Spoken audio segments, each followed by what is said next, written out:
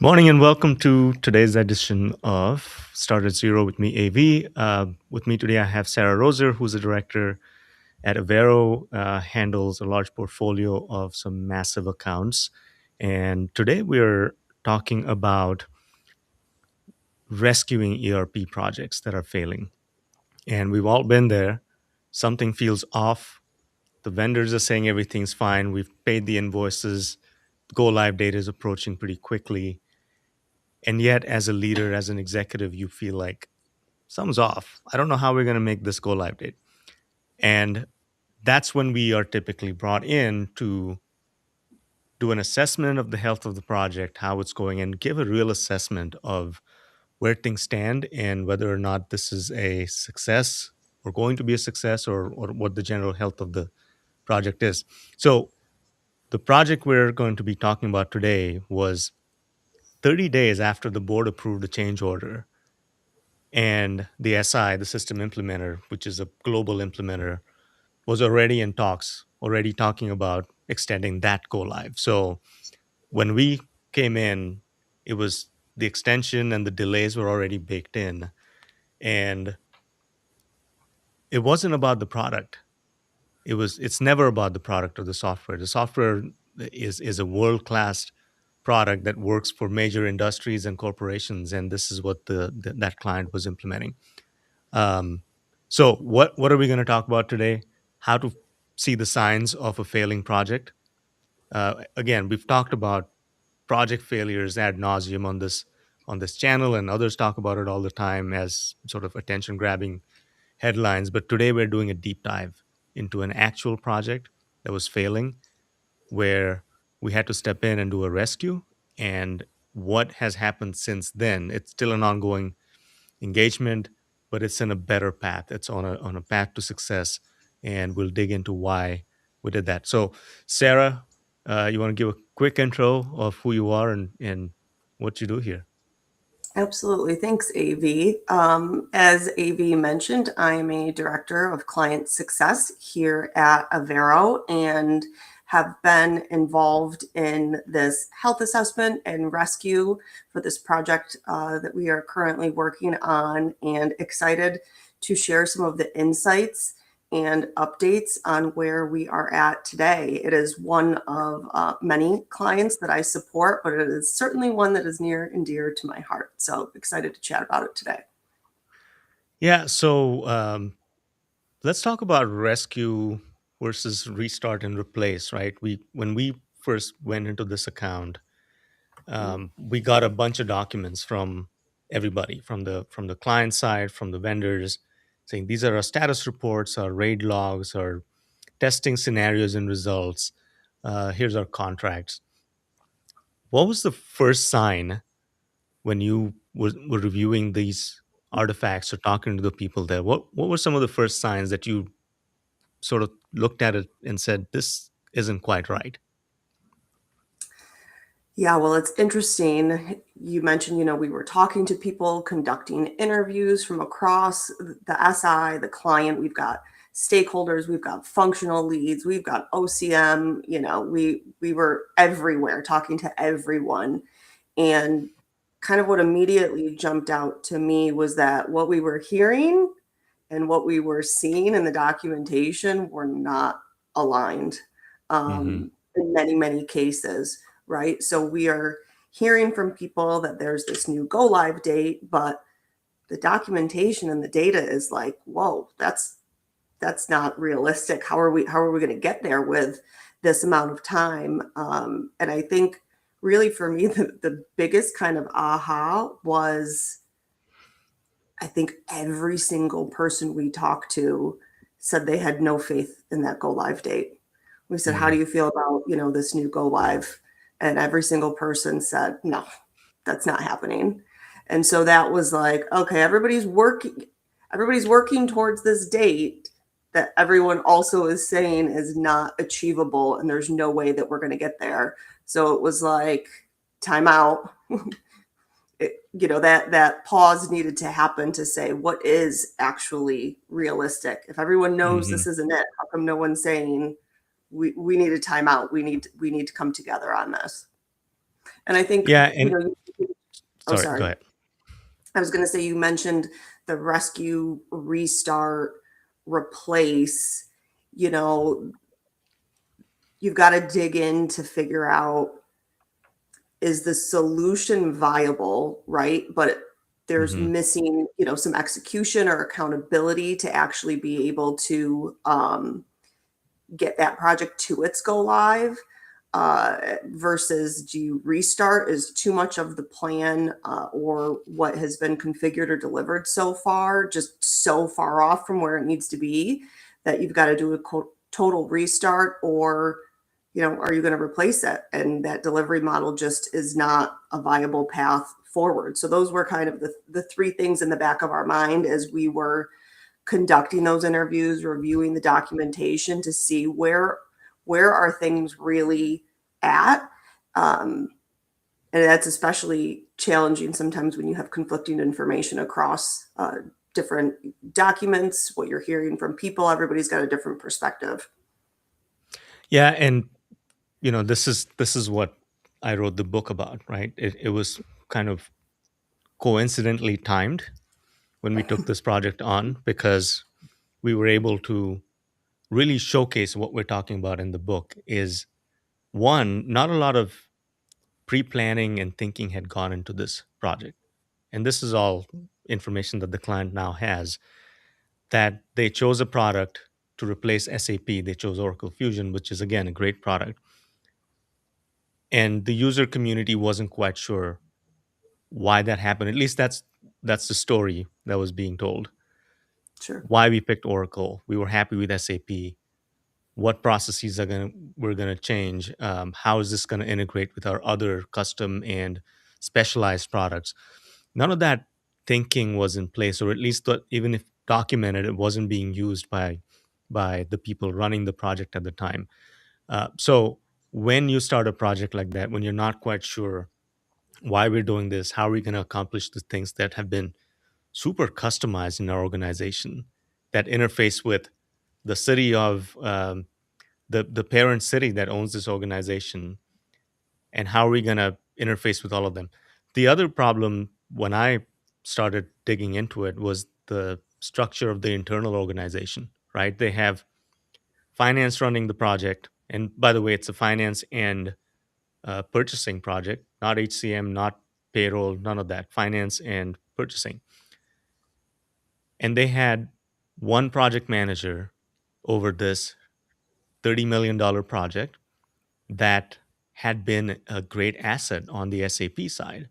This person was an SAP expert. They had been managing the SAP instance. They knew everything about this organization. But those skill sets don't quite translate, right? You need PMO, you need project management, program management at a very high level. That is a very different skill set than being able to run a specific product. And I think that played a lot into the dysfunction that happened along the way. So again, if you're in watching us live from somewhere, please let us know where you're from. The chat box is open. Jason is always supportive. Thanks for joining us, Jason from Dallas. And yeah, so back to the case study. And then what happens is when you don't have a clear outline of where you're trying to go or how this is going to happen, change orders start showing up, right? Because you picked a deadline. The other thing that happened was they picked an 18-month implementation. Again, not backed by any math. Yes, it can be done. The vendors will tell you we can do it in 6 months. But how is it going to work for you? What is your definition of go live or that it works? None of that was discussed. So there's a contract now that says 18 months for X amount of dollars. Here's our milestones, which, by the way, were checkbox milestones to me, right? Things like we'll deliver a status report, and that's a milestone, even if the status report is all red and nothing works, and your people are crying in the corner during testing sessions. So all of that to unravel was quite a bit. I think we spent a month just trying to understand the lay of the land. What were some of your other thoughts when you first walked in? There was definitely a need for some increased governance. in Hmm. PMO support for sure. As you said, this is a massive project with one person. Even the best PM in the world couldn't handle all of this, right? There was just way too Hmm. much going on for one person to be able to handle. And I think the organization was relying a lot on the SI to be kind of running the PMO. But while that is a great asset to have and they need to be organized, and the SI needs to be able to manage the project from their standpoint, the client needs someone in their corner. They need someone who is driving things for their benefit and from their perspective, and really just representing that client and their best interests. So there was a lot of confusion around who owned things, whether it was a decision or an open item on the raid log. Who was the ultimate person to say yes or no or to flag something as a Hmm. risk? The raid log was really used to capture items, but it wasn't really being driven. There was, oh gosh, I'm trying to remember, 100 and something outstanding items. I think it was close to north of 200 open items on the raid log when we first started the engagement. So that was definitely a concern. The other item, as you mentioned, change. There were a lot of Hmm. decisions being reopened and changes being made that had previously been signed off on, and there was no governance in place to manage that. So, if in Hmm. a testing session or on a call, someone on the client side said, we're not sure we like it this way, we actually want to change it to be this way instead, all of those changes were happening. There was no change control board. There was no change request process in place to validate the impact of doing these changes. What was it going to do to the timeline? What was it Hmm. going to cost the client financially? And who was really validating that these were the right changes to be made, right? They had been previously Yeah. approved one way, and then someone says we don't like it that way. Well, who's validating that that person has the authority to make that change, right? And that it's a change that's aligned with the bigger picture of what that organization is trying to achieve, right? And I think that kind of ties back into what you were saying about the lack of kind of vision of what the intent was with this project, right? You always want to make sure that every decision that's being made along the way ties back to what that vision is, right? And if it's to transform your business processes to create efficiency, improve reporting, to improve the quality of the output, whatever those goals may be, you got to ask yourself when every change comes up, does this help us achieve that goal, right? And Yeah. if it doesn't, then there should be some serious questioning about whether we should be moving forward with that change. Yeah, and there was a lot of leadership change too, right? In There was. three, two CFOs, one CIO, a bunch of other mid-management folks that had left and had turned over. That also that discontinuity of leadership and stewardship also plays a hand into this because when the new CFO comes in, they're asking the same question: Why are we doing this? Who approved this contract? Why is this change order on my desk? What does this buy us? How am I guaranteed that this is going to go live? And who's ultimately in charge? And you bring up a good point on change management. We always think of change management as the pro sci, fluffy, how are people feeling? That's a very important aspect of change management. But just managing change, um, how do you accept mid project a design change that throws your timeline upside down, that adds cost to Mhm. the project, that adds time, that adds resources?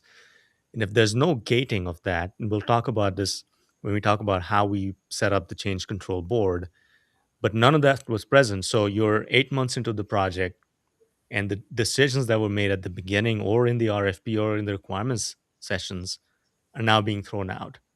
So the vendor, the software vendor and the SI are in a tough position there because they want to deliver what the client wants. Of But at the course. same time, in the absence of systematic change control management, it can become a free for all, which it did. And there was so many changes that were approved and then unapproved that just held the timeline up. You can't make decisions, and your critical path keeps changing because you don't know which direction you're going to go in.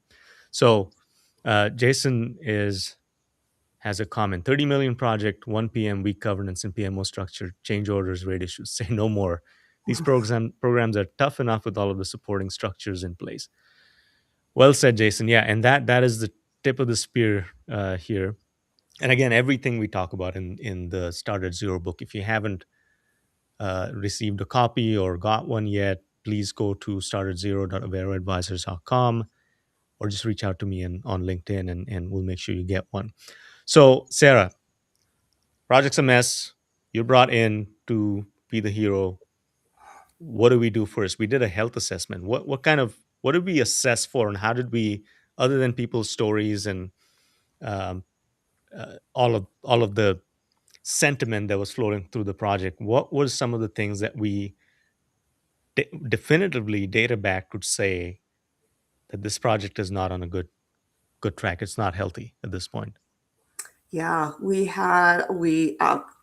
again, in addition to the interviews, we combed through the documentation, right? On the client Hmm. side, from the SI, we're looking at the RAID log, we're looking at the status reports. 8 of 12 work streams were coded red.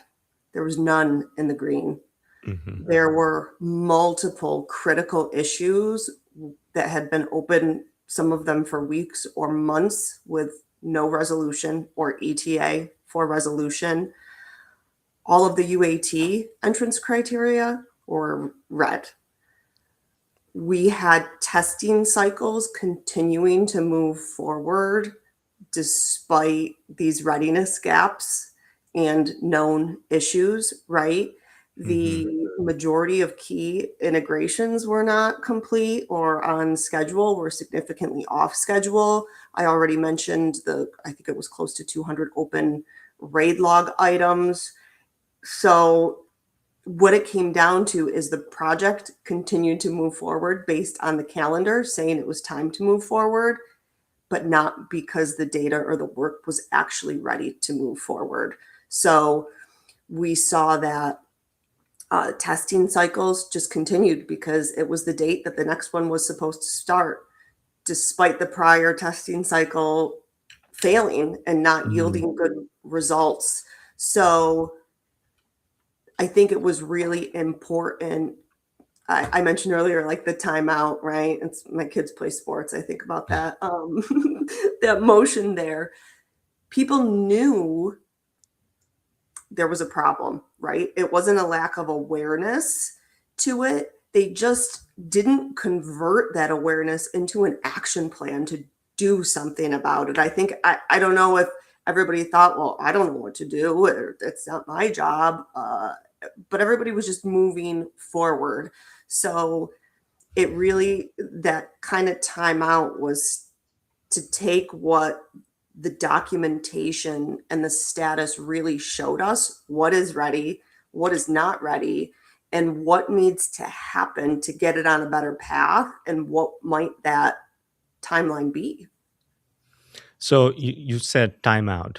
So during the health check, the project was still going on, It sure right? was. To your point, there was some dates that had been set out, and to the SI's credit, they're following their plan. And a lot of this was on the client too, because they were not organized. They were not ready for this. Yes. So while they had day jobs, very important, very time consuming ones, they were also required to do the project work. And this is classic. This is not something unique to this client. The clients that do phase zero correctly get ready for this kind of implementation, have backfill strategies. They have strategies to avoid burnout. And a lot of that happened in this project. So we did the health check, we did an analysis and assessment, gave recommendations, and really the client had three or four bad options, right? Walk us through what those options were. Again, to remind the audience, 18-month project, about 14 months in, I don't know, 80% of the budget's burned. Uh, Third sit has failed. There's been no real change management. There's no lock-in of the design, so changes keep coming up. Mm, And the estimate was to be live in 3 months from then. And so the health check showed that none of that was true. Yeah, the budget had been burned, yeah. and you're not going live in 3 months or 6 months, which was the next date that was thrown out. Again, arbitrarily. How do you know that October one's going to be better than July 1 or Jan 1 if these issues are not resolved? And the issues, to remind everybody, were boundary systems were not they were not integrated. The testing was failing. There had been no UAT or training. The documentation was conflicting in most cases. And so when we did the health assessment and provided those results and the recommendations, there really were four paths in front of the client. Yeah.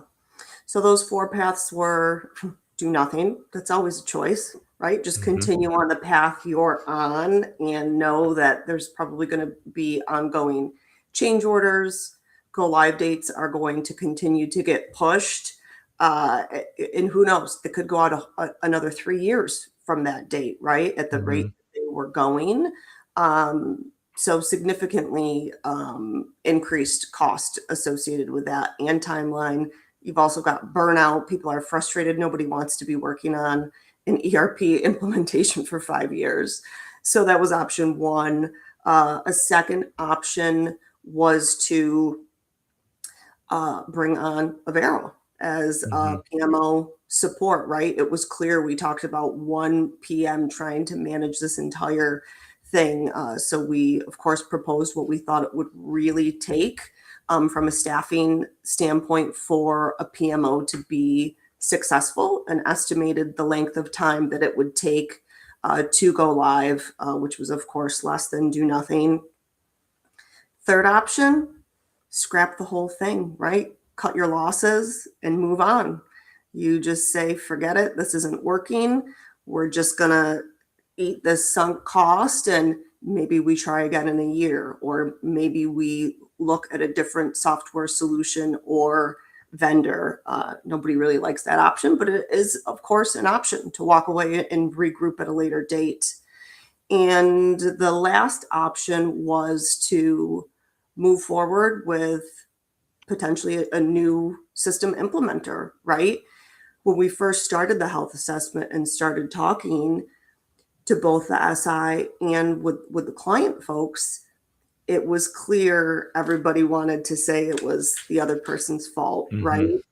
Hmm. And the truth is there really was shared accountability there. The On the client side, there was definitely, resource issues. You had folks who were supposed to be fully committed to the project, but also had very important day jobs and were responsible for really critical functions on this project. Plus, their day to day job was very critical. Decisions weren't being made timely. Of course, the kind of internal governance of the PMO, which we've already mentioned. And on the SI side, we talked about some of that phase gate discipline and enforcement, some transparency about really the readiness and quality of what was being delivered during these different test cycles, right? So it wasn't, it wouldn't have been fair to say it was all the SI's fault or it was all Hmm. the client's fault, right? It wasn't. They both had some legitimate issues, right, that contributed to the place there we were at. But that was an option, right? If they felt that things weren't working well with the SI, they could decide to move forward, keep the software that they had selected, and bring in a new implementer, which, again, all of these have pros and cons and Yeah. risks to them, right? What would that do to your timeline? What does that do to the budget? What does that knowledge transfer look like? Because the fact of the matter is, there wasn't it wasn't to the point where it needed to be scrapped. There was real meaningful work that had been completed, Hmm. right? We just didn't have all the pieces to the puzzle that needed to be there. But significant work had been done, and the team did have good knowledge and understanding of where the client was and what it was that they needed. So obviously, everyone can probably assume and interpret they went with option two because we're here talking about it. Yeah, and that had to be tough working with an incumbent SI that has put a lot of work into this, and then here comes Sarah with her new Mhm. ideas and her health assessment. What what were some of the steps you took or your team took to get the SI, the current SI, to have trust in you that you weren't there to kick them out or restart the project or do something else? Because that's a lot of times that there's a blurry line that when we show up to do a health assessment, it's assumed that we're there to poke holes and shoot arrows at whoever's been doing the work there. And some clients expect that. Maybe this one did a little bit too. Yeah, But I think the professional that you are and the team that you've put together for that project, we were very clear that we're not here to disrupt anything. We've been brought in to do the health check. And the second part of my question then is, obviously it can be seen as self-serving. Here you are recommending your own services. How did you get over those hurdles? absolutely.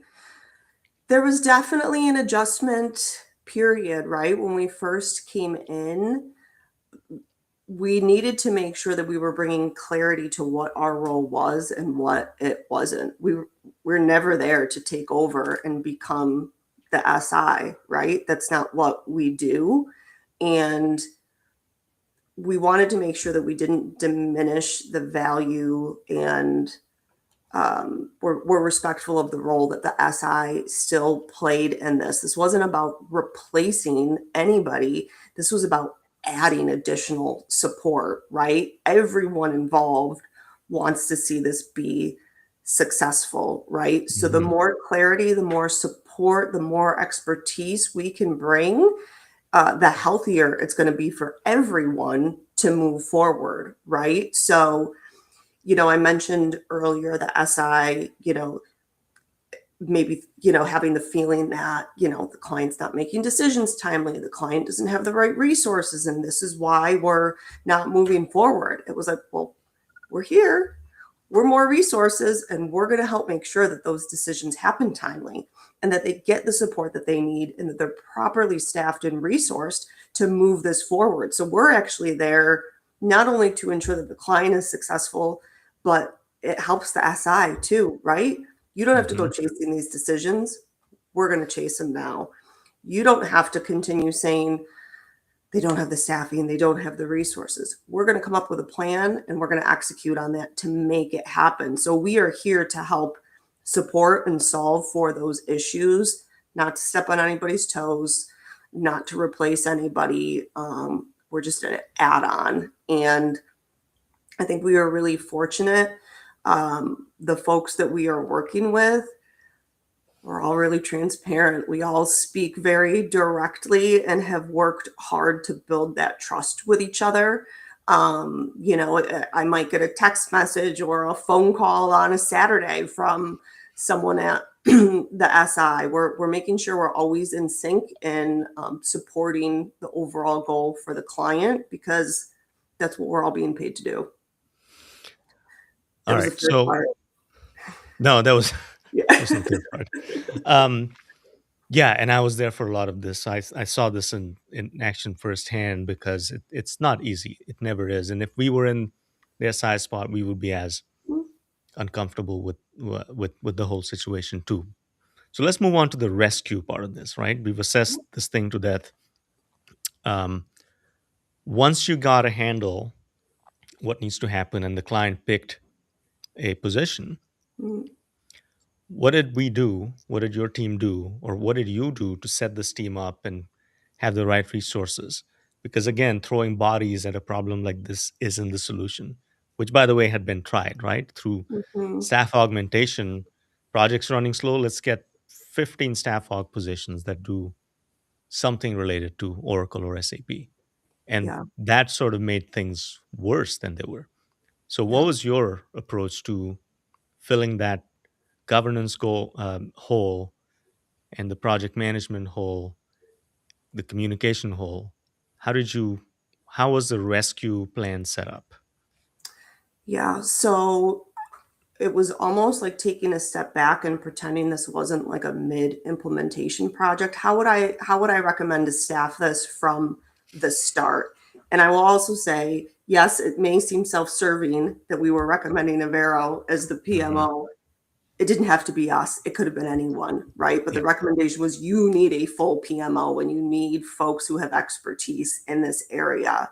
So we ended up coming up with a plan to have a program manager full time on site with a client to be that single point person to oversee everything and make sure that things were synced and aligned and we were achieving those goals and deadlines that we needed to.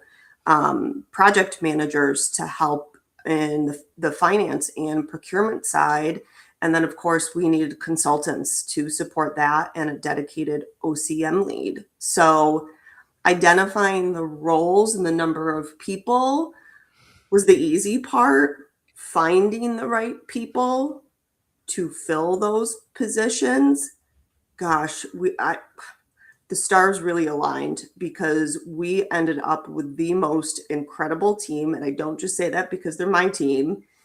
They were just, we really needed people who had that strong project management experience. You had a lot going on with data migration and boundary systems and integrations. So we needed folks that had really strong technical expertise to be able to lead and understand those. And you needed the right personality and the right Hmm. fit to make sure they were going to align with the client's culture and also be a great partner with the SI, right? So Yeah. it felt like we were searching for unicorns for a little bit there, but somehow they all appeared, and we were very lucky to have a really strong team in place. Once that team rolled out, it was a matter of identifying what are the most critical items that have to be solved for before we can move forward, right? And some of that was what we talked about, change control, right? That was quickly just snowballing and spiraling out of control.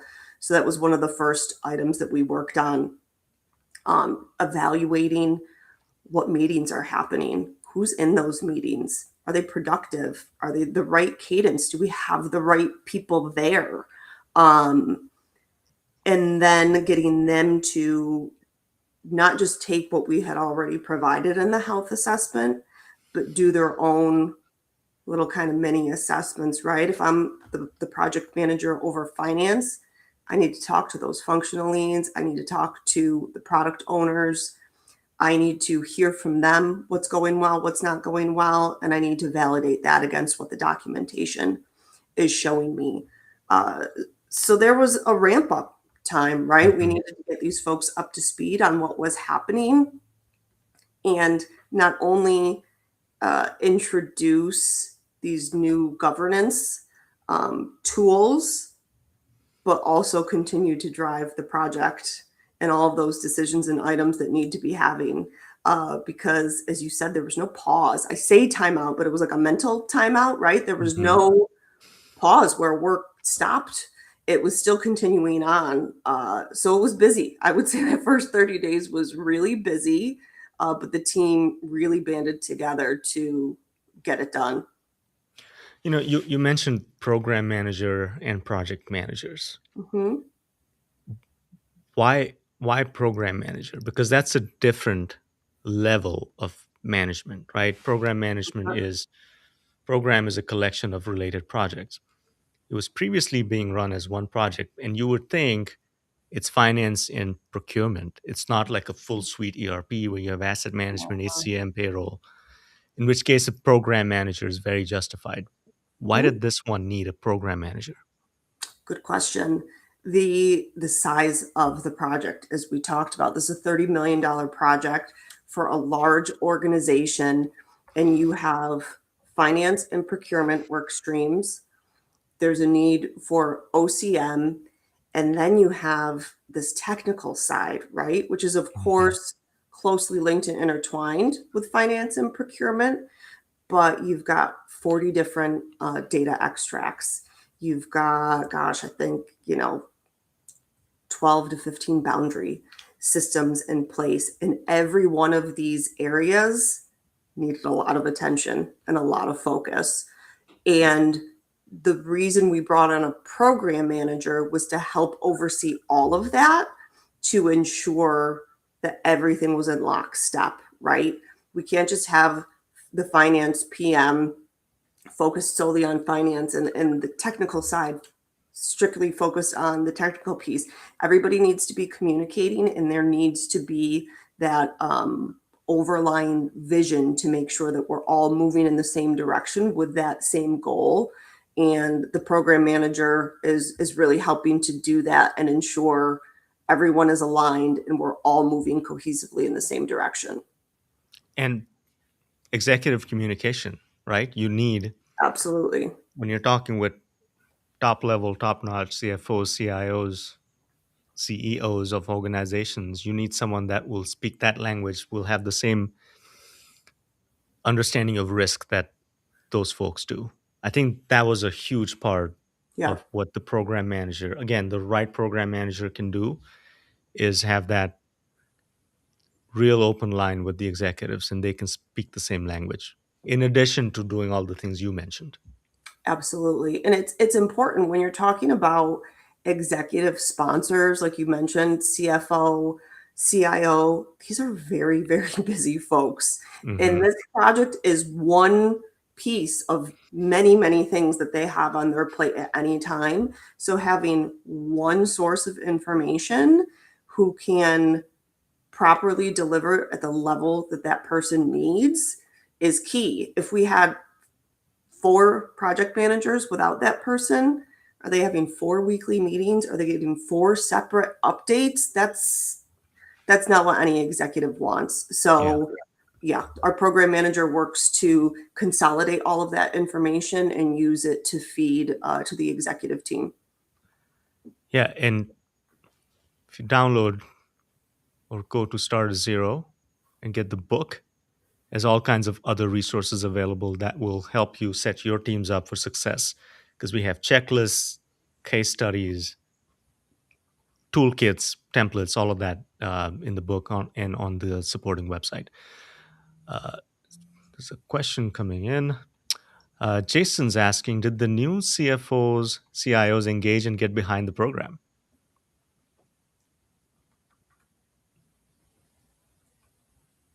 I think you take that one.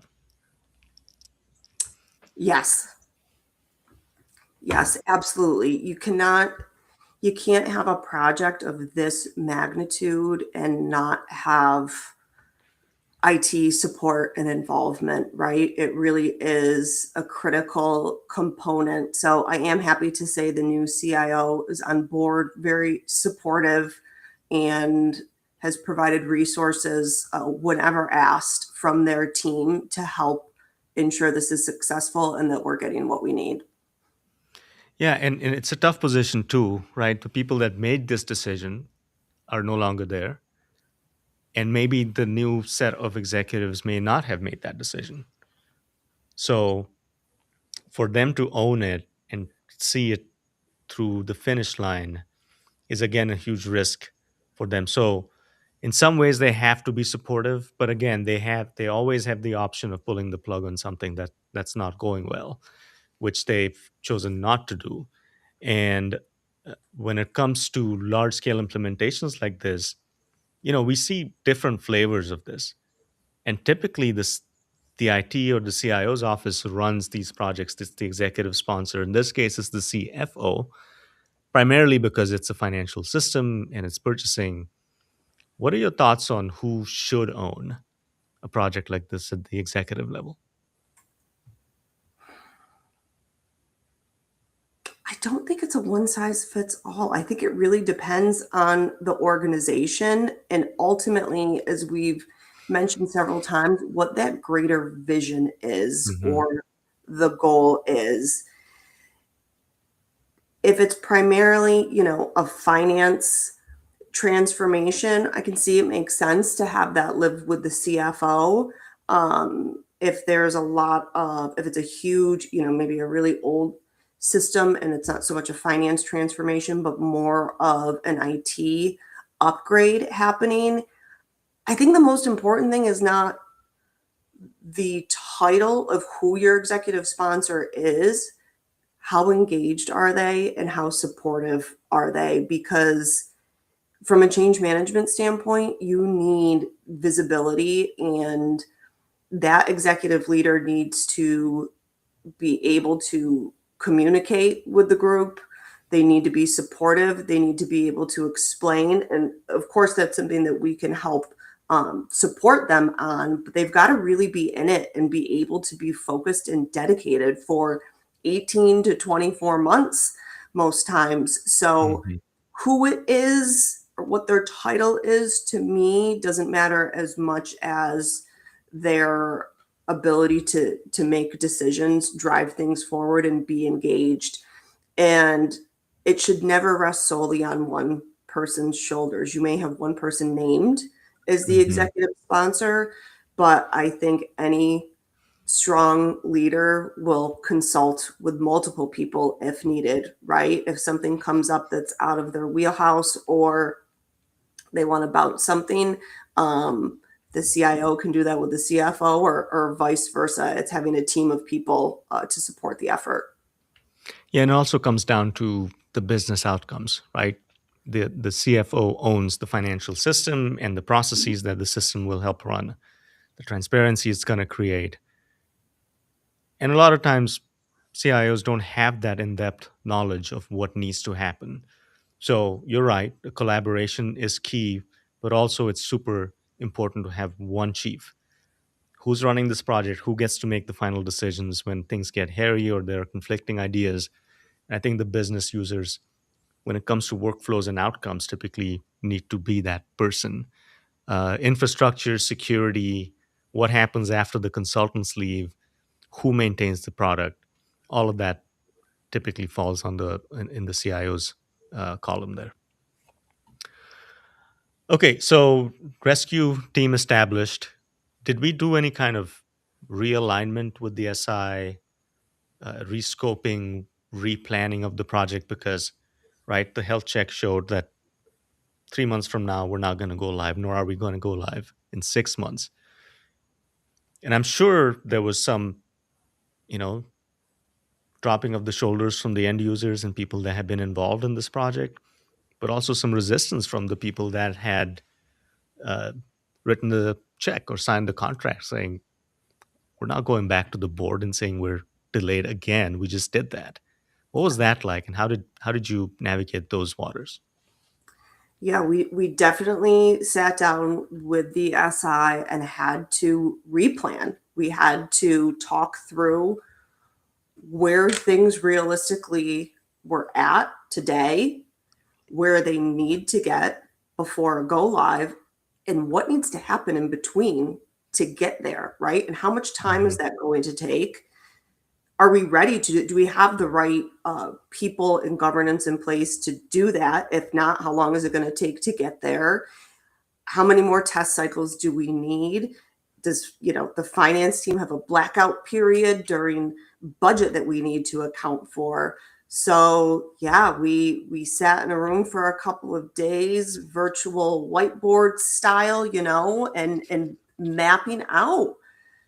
And the solution didn't come easy. There were multiple iterations and things that we really wanted to make work, but weren't going to be feasible, right? Nobody wants to push the go live date out further than it needs to be, but we also had to be very realistic with where things were at. And you could say, okay, well, we're going to allow, 3 weeks for this test cycle. Okay. How long has it taken historically? They've been taking like 6 weeks. Hmm. Okay. Well, let's plan for 6. If that's the reality of what we have seen, we can't make a replan and assume that suddenly we're going to cut that time in half, right? And then we're going to end Yeah. up being in the same position. So it was really coming in to ask questions and get aligned with the SI. And we did walk out with a new timeline and a replan that everyone felt comfortable with. This is achievable. We can do this. It's not going to be easy. There's going to be some tight timelines, but we all felt that it was achievable if we were working together based on what we knew had happened historically and what we knew had to happen to get us there. And from the user community, I mean, because picking that go live date is an art and a science, right? In some ways, it's very mathematical, Hmm. dependencies and project durations, all of that. But at the same time, you don't know what you don't know. So, how do you plan for those contingencies? Because now, with the replan and the project moving forward, you have new dates and new expectations set. Hmm. And a lot of what happened previously was, someone else's fault, and now it's on the new PMO because this is the rescue plan, this is the solution. What's the mechanism for catching those risks that may be out of your control? I think transparency and communication as soon as a risk is identified, right?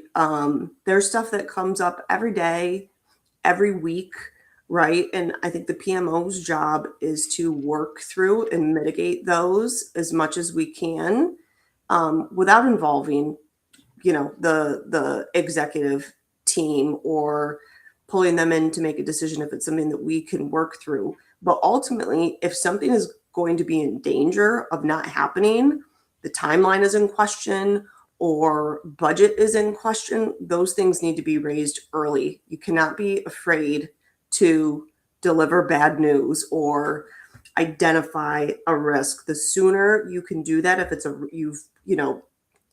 validated it as a real risk, Hmm. great. I could give you an example. The most recent test cycle, there were 40 total data extracts, and I think like 36 of them were done on time, and there were 4 that weren't. But before we report and say, these aren't done on time, this test cycle is at risk, we validated with the team that they were going to be done within the next 24 hours. Okay, so we can check with the SI and say, will that work? Does that impact the timeline? No, within 24 hours, we can work with that. Okay, great. You don't need to raise an alarm. You don't need to raise a red flag.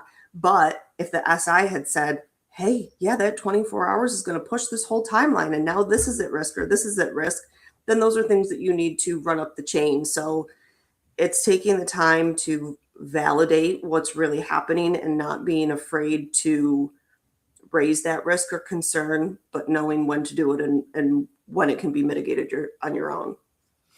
Yeah, and this isn't new stuff, right? This is Yeah, of course, we talk about this again in the book, Start at Zero. And you mentioned something when you started replanning and putting the team together. You really thought about how would you do it if this was a day one project. Mhm. So the principles apply. It's just what wasn't done a year and a half ago had to be done later. Mhm. You have to do these hard things, the whiteboarding, the dependence checking.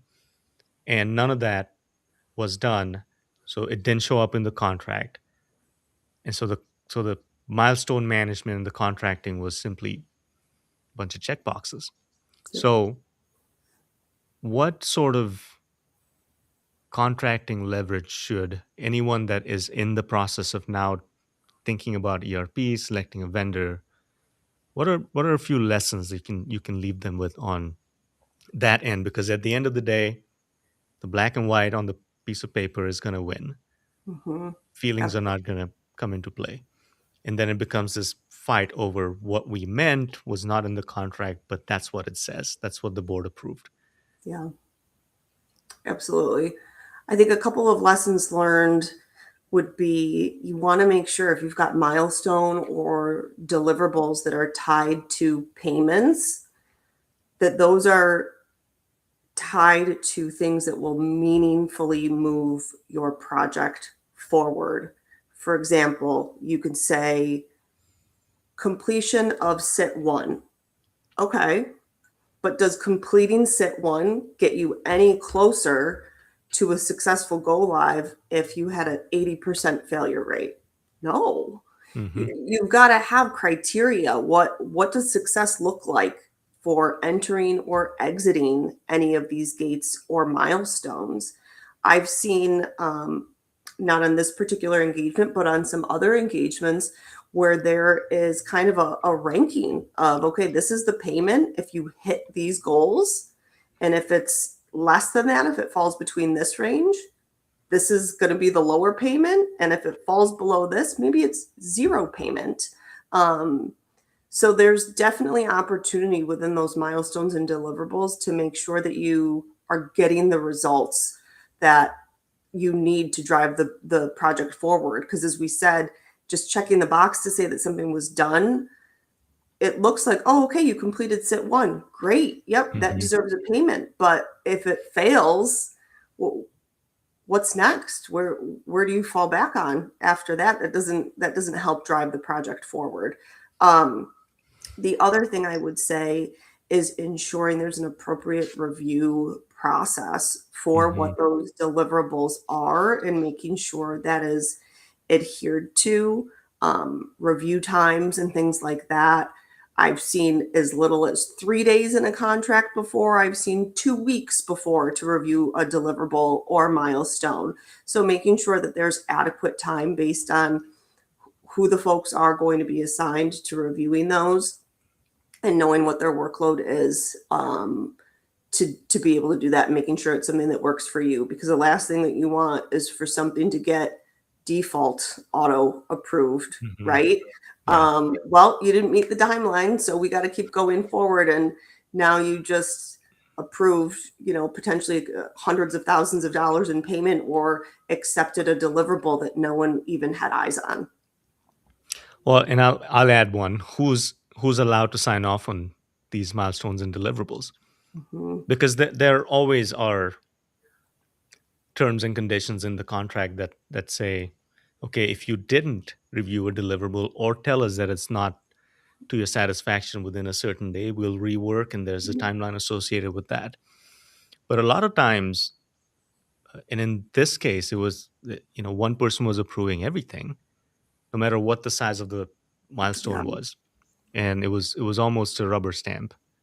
There was a lot of leeway given to, okay, 80%'s done. You know what? Fine, we'll sign it. 20% is going to get done in the next week or so. Mhm. But in that case, project management in that case is very specific. It's math. It's done or not done, right? Not at 80/20. Maybe at 99.9% you can have some give.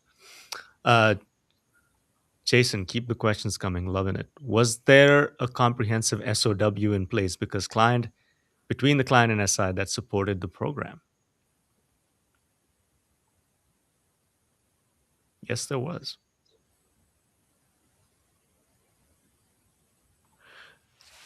Right? There was. There was it,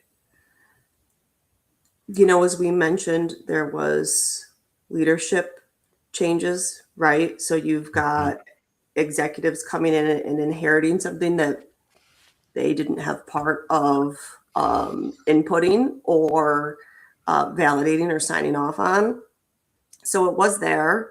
Um, SOW was very long, comprehensive. There's a lot in there, but the actual day to day practice wasn't always aligned with what was in the SOW.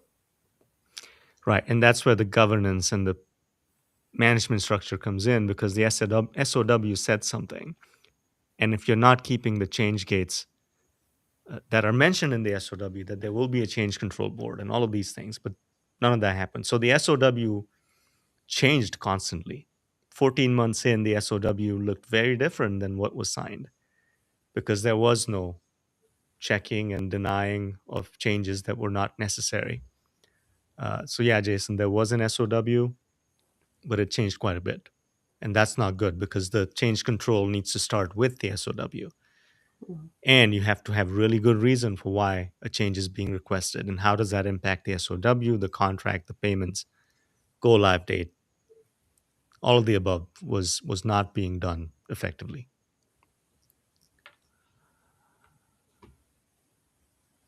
Okay. Any other thoughts, Sarah? Big overarching learnings, lessons learned that you would take forward into other projects or recommend other people pay attention to? Oh dear, so many things. And we've talked about a lot of them. I think,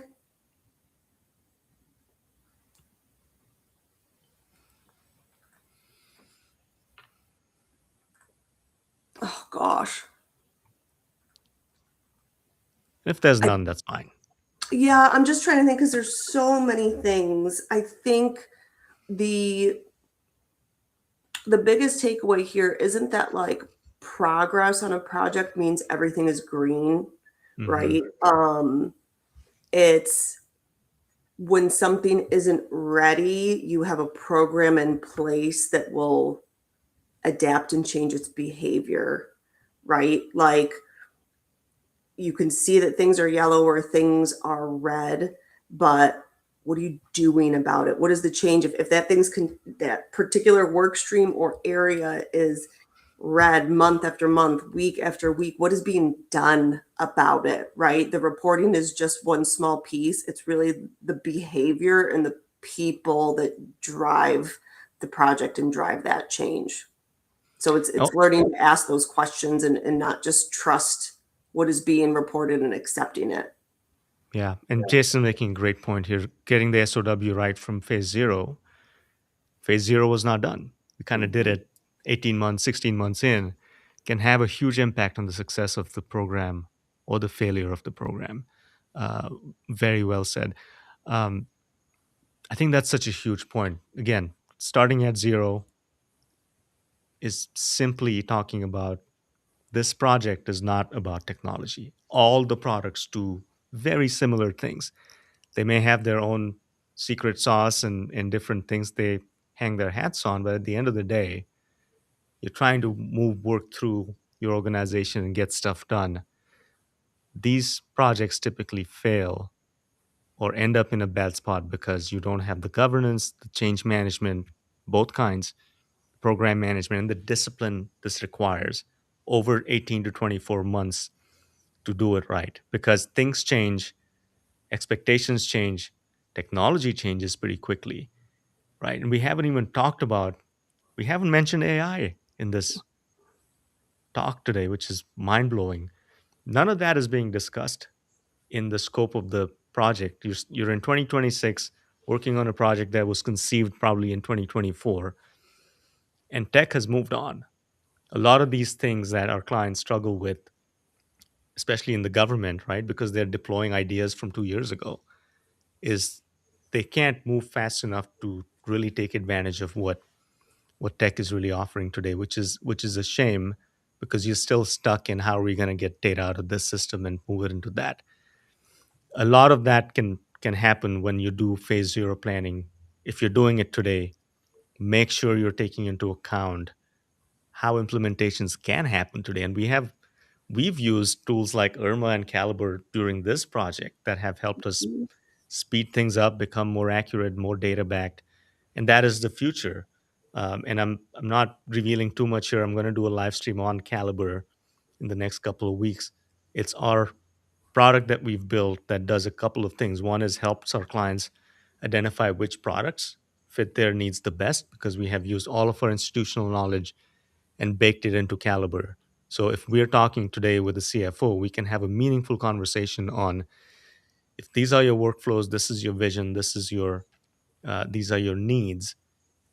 Here's the latest data sets from all the vendors on the market, and it'll tell you which one fits you best. It's not a decision making tool. but it will get you thinking about what's possible, what Mm. might be the best avenues for us. You still run the RFP process.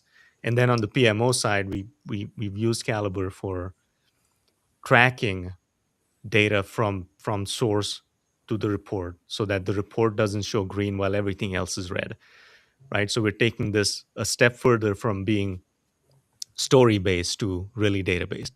And I can't wait to showcase that product to the world. But Sarah, thank you so much today for joining and sharing the story of the rescue.